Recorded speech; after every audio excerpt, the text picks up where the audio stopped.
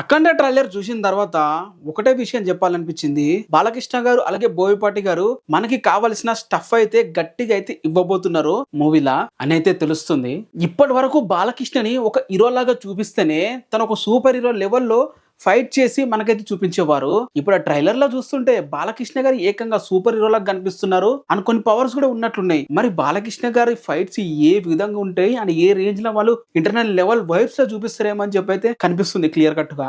Screen మీద మనకైతే goose bumps అయితే తీసుకురావడం కంపల్సరిగా, దాంట్లో డౌట్స్ అయితే లేదని చెప్పి అయితే అనిపిస్తుంది. కష్టం వస్తే దేవుడు వస్తాడని చెప్పి నమ్మే జనాలకి దేవుడు కష్టం వచ్చినా కూడా రాడు అని చెప్పి ప్రూవ్ చేయడానికి మహా కుంభమేళలో ఒక విపరీతమైన ఒక దాడి అయితే చేయబోతున్నారు. కొన్ని విధంగా దాన్ని ఆపడానికి బాలకృష్ణ గారు ఏ విధంగా ప్రయత్నాలు చేశారు అఖండ అఘోర రోల్లో అనేది ఈ మూవీ ప్లాట్ లాగా అయితే కనిపిస్తుంది.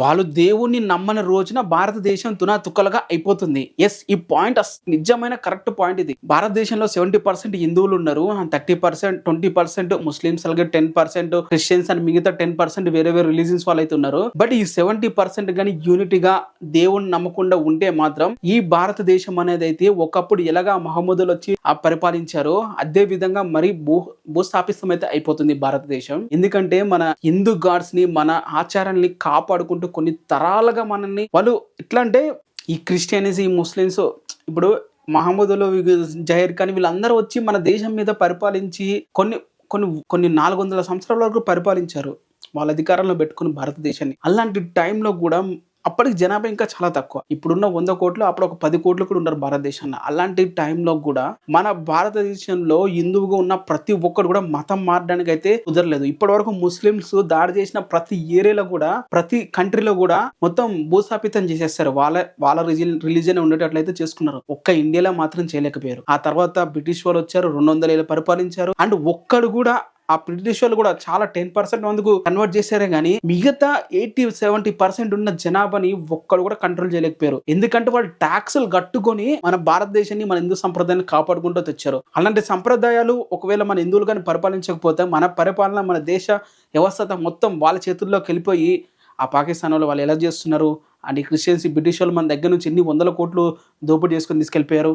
ఇలానే మరొక భారతదేశం అనేది అయితే భారత పటంలో ఒక పేదరి కంట్రీగా నిలిచిపోతుంది అనే దాంట్లో ఎటువంటి సందేహం అయితే లేదు. జనాల నమ్మకం మీద దెబ్బ కొట్టడానికి అంతగా ట్రై చేస్తున్న మన ఆది పినిశెట్టి క్యారెక్టర్, తనకు కూడా కొన్ని పవర్స్ ఉన్నట్లున్నాయి. ఈ అఘోర మన బాలకృష్ణ గారు ఎలా ఆపాడు అనేది ఈ మూవీ స్టోరీ ఇలాగైతే క్లియర్ కట్ గా కనిపిస్తుంది. సో జనాలు నమ్మితుంది, నమ్మపోతుంది, చాలా మంది కూడా నమ్మరు కదంటే నమ్మి నమ్మకం మీద ఉండవు కాదు, మన రిలీజియన్ మీద దేవుడు లీడర్ అని చెప్పి ఒక నమ్మకంగా క్రియేట్ చేసి జనాల్లో ఆ ఒపీనియన్ ఫామ్ అయిపోయి చాలా విధాలుగా మనల్ని అయితే తొక్కడానికి చాలా విధాలుగా ప్రయత్నాలు అయితే జరుగుతాయి. సో దీన్ని కంట్రోల్ చేయడానికే ఈ అఖండ ఎలా ట్రై చేస్తాడు అనేది ఈ మూవీ స్టోరీ. సో చాలా వరకు బాలకృష్ణ గారు ఇది ఒక టెంప్లెట్ మూవీనే, దాంట్లో ఎటువంటి డౌట్ అయితే లేదు. క్లియర్ కట్ గా మనకు టెంప్లెట్ వైపే కనిపిస్తుంది.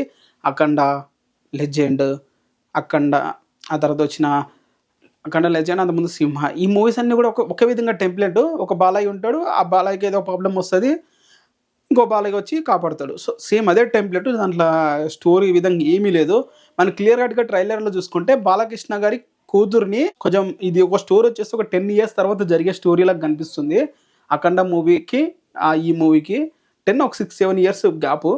సో ఇక్కడ ఒక పాప అయితే ఒక మంచి ప్రదర్శనలో ఉరుక్కుంటూ వచ్చి అక్కడ కింద పడిపోతుంది. అదే బాలకృష్ణ గారి కూతురు. అంటే బాలకృష్ణ గారు డబల్ క్యారెక్టర్ చేస్తున్నారు. ఒకటి మామూలు బాలకృష్ణ, ఒకటి అఘోర బాలకృష్ణ. ఈ రెండు కూడా అన్నదమ్ములు కాబట్టి మూవీ స్టోరీలా. ఇంకో బాలకృష్ణకి కూతురు ఉంది. ఫస్ట్ పార్ట్లో కూడా ఆ డాక్టర్ సెంటిమెంట్ మీద మూవీ రన్ అయింది, సూపర్ హిట్ అయితే అయింది.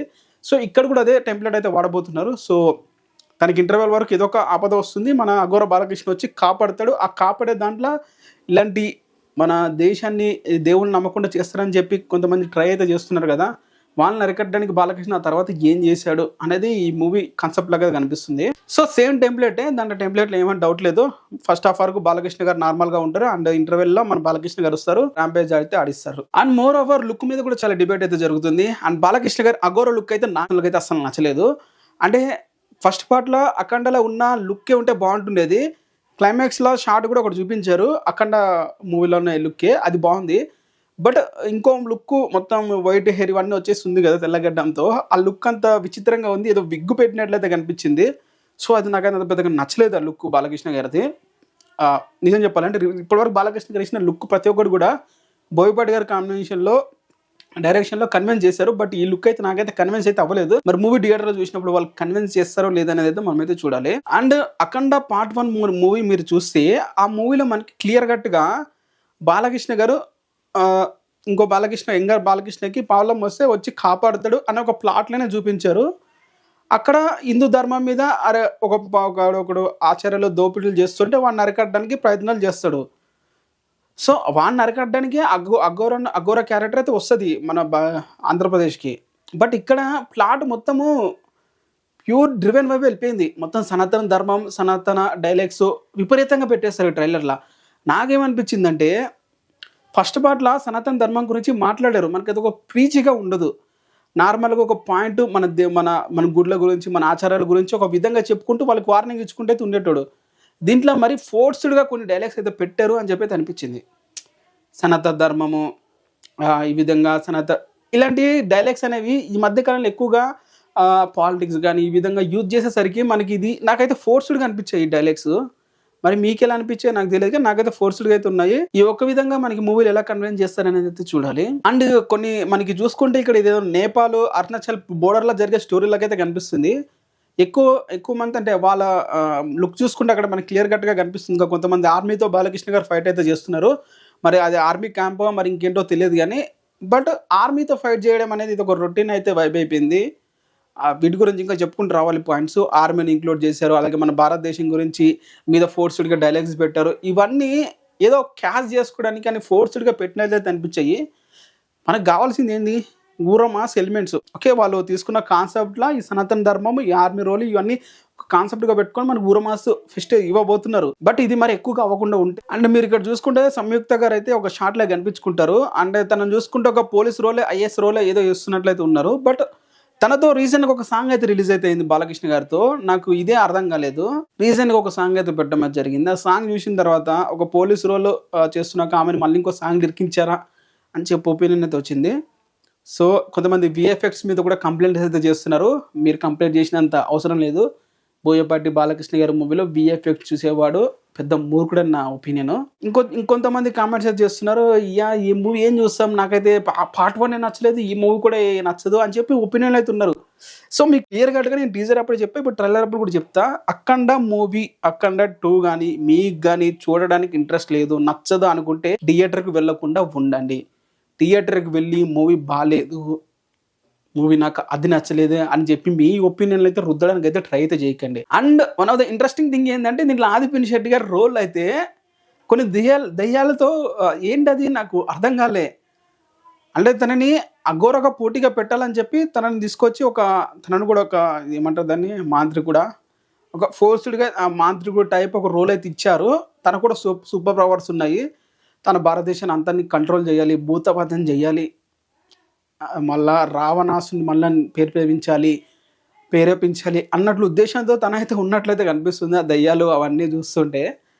ఓకే, పర్లేదు, మనకి ఇంట్రెస్టింగ్ ఉంది. ఇప్పుడు బాలకృష్ణ గారు ఒక గాల్ లాగా చూపిస్తున్నారు మూవీలో. అలాంటి బాలకృష్ణకి నార్మల్గా ఒక విలన్ వెళ్ళి కొడితే ఏం మజా వస్తుంది చెప్పండి. ఇలాంటి ఒక పవర్స్ ఉన్న వ్యక్తితో ఫైట్ చేస్తేనగా మనకి మజా అయితే వచ్చేది. బోయిపే గారు దీంట్లో అయితే అస్సలు డౌటే లేదు, క్లియర్ కట్గా మనకి ఫుల్ స్టప్ అయితే ఇవ్వబోతున్నాడు మూవీలో. సో మొత్తం ట్రైలర్ చూసిన తర్వాత నాకున్న కంప్లైంట్స్ ఇవి, అలాగే నాకు నచ్చిన పాట అయితే ఇది. సో మీకు ఎలా అనిపించింది ట్రైలర్ చూసిన తర్వాత మీ ఒపీనియన్ కూడా కింద కామెంట్ అయితే చేయండి.